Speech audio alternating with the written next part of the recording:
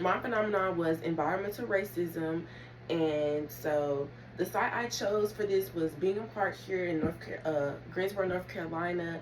This park is currently closed because it was built on top of a landfill, which was used by Guilford County and the U.S. military back in like the 1970s, and so they did have to close this park down because it was becoming an environmental hazard for people to come and bring their children or play on the playground or the basketball court or whatever the case may be.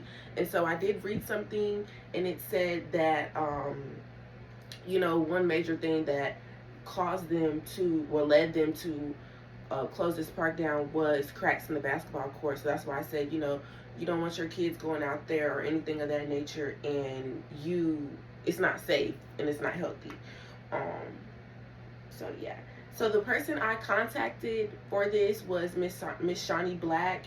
Her phone number is 336-965-7200, and her email is stblack@uncg.edu.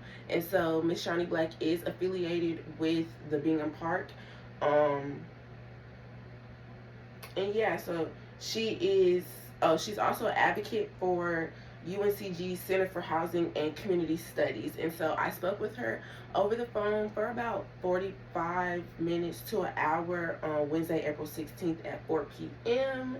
just to get some of my questions answered. I'm sorry, and get some backside. I'm so sorry. I cannot talk. Get some insight on why this park closed, and someone affiliated can tell me more, because you see one thing online, but it's always good to hear someone's voice and hear what they have to say about it. And so that's what we did.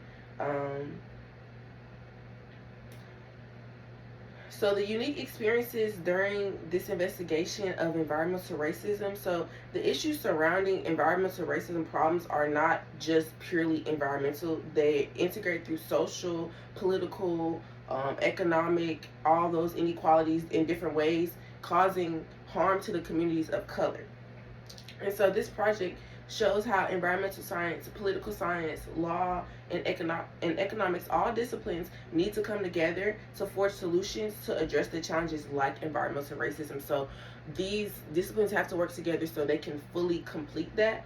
No discipline can fully complete it on its own. It's going to be harder. And so how does this relate to what I've learned so far in this course as far as interdisciplinary studies? So it shows how complex issues like this require insights from multiple disciplines to be completely understood. Just basically what I just stated. And this isn't just an environmental problem. It involves social, political, historical, and economic factors. Also, like I just stated. So, nevertheless, interdisciplinary studies teach us that no single perspective can solve a multi factual issue. And so, what did I learn from these experiences? I learned that environmental racism isn't just environmental harm, but an issue involving social, political, economic, and racial factors. Addressing these issues requires more than just cleaning up pollution. It requires recognizing and dismantling the policies that let these disparities keep going. And solving environmental racism involves a combination of community engagement, policy advocacy, legal reforms, and it's not just scientific research. Um, and so my community of learners, very passionate, engaged people dedicated to understanding the different ways environmental harm impacts diminished communities, specifically low income neighborhoods and people of color. And so the group that I am targeting, like I said, is the community of color, and then the positionality of the communities of color and low income neighborhoods are positioned at the intersection of multiple vulnerabilities, including racial, social, economic, and inequalities. And so, how does this issue reproduce inequalities?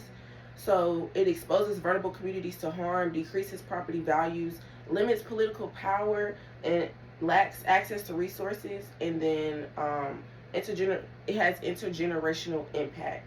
And so, my experience with this project, it was very eye opening and impactful. I learned a lot of things that I wouldn't know if if I wouldn't have done this project. I'm just going to be completely honest with you.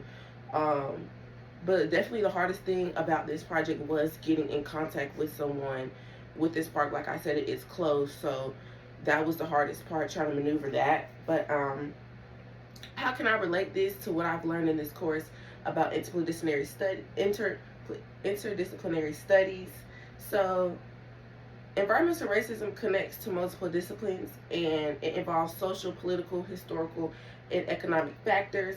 Complex problems require insights from many fields to be fully understood, and no single discipline can fully solve environmental racism on its own.